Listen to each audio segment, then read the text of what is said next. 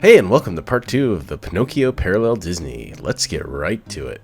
Once going through the gates, Paris's balloon, for whatever reason, changed colors. This did not happen at the other parks. Paris also does not have the crisscrossing rope, which makes sense because their balloon didn't have it at the base of the balloon. But then again, neither did Disneyland. So why does Disneyland have the crossing rope? Do attractions have continuity directors? Anyways, moving on to the next attraction.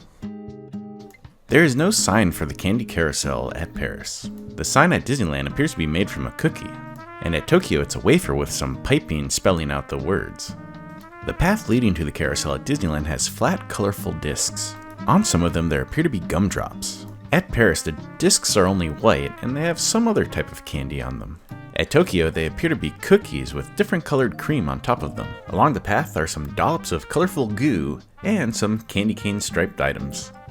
Tokyo has traditional red striped candy canes on the perimeter of the carousel, while at Paris and Disneyland they're green. The roof of the gingerbread house appears to be made with lollipop discs at Disneyland and Tokyo. At Paris, it's made with frosting and cookies. In this next area of Pleasure Island, we continue to see that Paris is really knocking it out of the park with the level of detail. I mean, just look at their ice cream compared to everybody else, and the gingerbread donkeys. Like, what do you guys have to prove? It's Pinocchio! But they're once again missing the sign to the attractions. The peppermint wheel at Tokyo rotates counterclockwise, unlike the other two parks which rotate clockwise. At Tokyo, the cars are pink instead of striped like the other parks. At Disneyland and Tokyo, the duck head of the Ferris wheel cars face the direction of the rotation. At Paris, it's the opposite. At Disneyland, the pile of food seems to be a good mix of fruit and pastries. At Tokyo, there's fruit, vegetables, and what appears to be one pie. Paris does not have this pile, but they have something that kind of looks like a Muppet. When taking a closer look at the ice cream booths, we find that Tokyo's is very melted. We also find all of the entrances are quite a bit different. At the apple booths, we find that they each have a different looking sign with different font. The character holding the sign at Paris looks like a caterpillar rather than a worm like the other parks. Tokyo's gingerbread house does not have apples on the windowsill, and at Paris the window does not have peppermints crossing the glass. On this side of the roof at Disneyland there's pink frosting and colorful candies. At Tokyo there's now white frosting and what looks like almonds or maybe sesame seeds. Inside the gingerbread house we see that Tokyo went through another transformation. The candy canes that were in a barrel are now on a table in a jar. The cupboard no longer has offset shelves, and now has pies and cupcakes. Disneyland has the candy canes in the barrels, including some really big ones. They also have the cabinet with the offset shelves, but it also has pies, kind of a mix of the two versions that were at Tokyo. At Paris, the cabinet is similar to Disneyland's, but with some different items on the shelves. This time, candy canes are strapped to the door. It is also noticeably made out of gingerbread. The popcorn vendor at Disneyland is the best looking. It really pops. Anyways, it has a nice yellow color and has candy cane striping around the window. It is also the only one with popcorn that's spilled onto the floor. Like at Disneyland, Paris's is stuffed with popcorn inside. At Tokyo, it is empty. Something I find interesting is that Tokyo makes it very clear that this object above the window is a light fixture, made to look like popcorn. At the other parks, it just seems to be a decoration of popcorn to potentially entice guests. This makes me wonder if this was an intentional change while adapting the ride from Tokyo to Disneyland and Paris, or if they just lost that this was supposed to be a light fixture with all the nuances of the attraction. On the Tobacco Row sign at Disneyland, there's a depiction of a pipe. At Tokyo and Paris, there's an S-shaped smoke line on either side of the sign. At Paris and Tokyo, there's a scrim smoke effect. At Paris, it is coming from the cigars and pipes. At Tokyo, it is coming from behind the gate. At Tokyo, the shuttle for the strength tester is blue. It is also the only tester that says test your strength. The fortune teller's tent is different at all three parks. Tokyo and Disneyland are similar though, as they both have the Honest John's marquee, as well as some clickbait banners. At Disneyland and Paris, to the left of the clown there's a foreboding looking brick tower. At Paris there are balloons flying over the ramparts. Disneyland has balloons to the right. At Tokyo there's more welcoming and colorful towers. One glass is left by these three barrels at Disneyland, two at Paris, and a whole lot at Tokyo. The balls being juggled by the clowns at Disneyland and Paris are solid and striped at Tokyo. That is, except for the red one. The Jack-in-the-Box face looks quite unique at all the parks. At Disneyland, the winding key is on the left side and there's no door. At Disneyland, the staff that is held by the Jack-in-the-Box moves with the head, unlike at the other parks, where it is held back and doesn't move at all. The figures passing out the tobacco at Tokyo have painted accents. Disneyland and Paris kept a more modest approach. If you are enjoying this deep dive into the Pinocchio attractions, please give this video a like. Also consider subscribing and checking out my other comparisons. Anyways, on with the show. The Rough House at Disneyland is a giant blob of limbs with little articulation and flashing lights.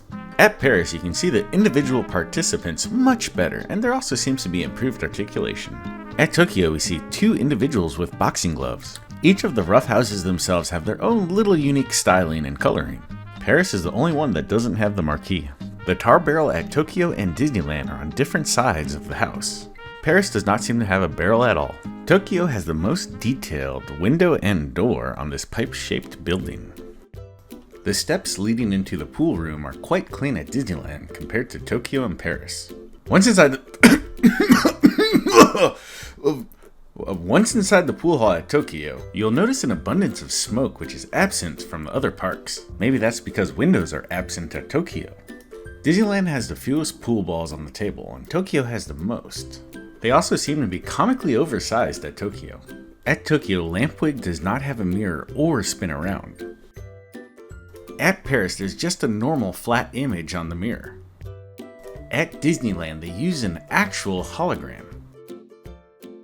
Lampwick also rotates in a different direction at Disneyland and Paris. Instead of standing on a chair, Pinocchio at Tokyo is on a stool. At Paris, the chair he is standing on is on the lower platform. Paris's pool room is missing a dartboard. As we leave the pool hall, it looks like the gods were angered from all the celebration. The Mona Lisa found in the aftermath has a mustache at Disneyland. At Tokyo, there's no mustache, however, there is the stick figure that can be found in the movie. At Paris, they're being tryhards and they got both. The donkey gingerbread men do not make a second appearance at Tokyo. There's also ice cream missing from the top cone, and there are no glasses underneath this light. The animatronic donkeys at Tokyo are hanging halfway outside the bars. At Disneyland and Paris, they're completely behind them. At the area where the gates close off your path, Disneyland has a bunch of eyes in the void. At Tokyo, there are no eyes, and at Paris, there's a brick wall. Paris, once again, showing off their superior artwork. And man, is that star massive. At Disneyland, the signs that lead to Pinocchio Village and the sea have two different colors. At Tokyo and Paris, these two signs have the same color. Tokyo is the only one that has a bridge and path next to it. At Tokyo, the seagulls fly in an opposite direction of the other two parks. They also seem to be the only ones with flapping animations. When taking a look at the buoy that Jiminy Cricket is on, we see that Paris once again is missing a sign. At Tokyo, there's a little plank on top that Jiminy is standing on. At Disneyland and Tokyo, the buoy has much more motion capability, up, down, and left-right action. Paris is just limited to the Z-axis. At Tokyo, Jiminy's position seems to be locked to the buoy. At Disneyland and Paris, he has his own independent little rocking. At Disneyland and Paris, there's a water effect that goes in front of the buoy. At Tokyo, there's just some water painted on the front of the barrel. At Disneyland, there's a unique effect of watery shimmer projected where Monstro lunges. At Tokyo and Paris, there's some painted on water drops. It definitely helps the whale look like it just lunged out of the ocean. The type of lantern Geppetto is holding is different at each park. The windows of the house that Jiminy is descending from have very different windows between all the parks. I particularly like the stained glass looking one that Paris has. Back in Pinocchio Village, we find that this house on the left at Paris is reversed. The wishing star depicted at Disneyland and Tokyo is animated and off to the right. Paris has one that is static and painted on, however it is over a very stunning view of the village. Disneyland and Tokyo have this tower that Paris lacks. At Tokyo, there's a belfry on top, while at Disneyland it just has some illuminated windows. The door at Geppetto's shop has a G and vertical planks at Disneyland and Paris. At Tokyo, the window has 4 panels with no G, and the planks follow the shape of the window outward. They also have a unique doorknob. Paris has a completely different puppet sign compared to the one that Disneyland and Tokyo has. The area in between the ironwork at Disneyland is filled in black instead of having cutaways that allow you to see through it. At Disneyland, the right side of the shop does not flare out as much, and therefore you can't really see what's inside the window. At Tokyo, the window has wooden shutters that are open, giving you a great view of some of the toys that are inside. Once inside the shop, you get to see the blue fairy bring Pinocchio back to life. At Disneyland in Paris, she's facing Pinocchio. However, at Tokyo, she's more facing towards you. At Tokyo, you can't see between the balusters, but at Disneyland in Paris, you can. And another shout out to Paris and the details, just look at the wings.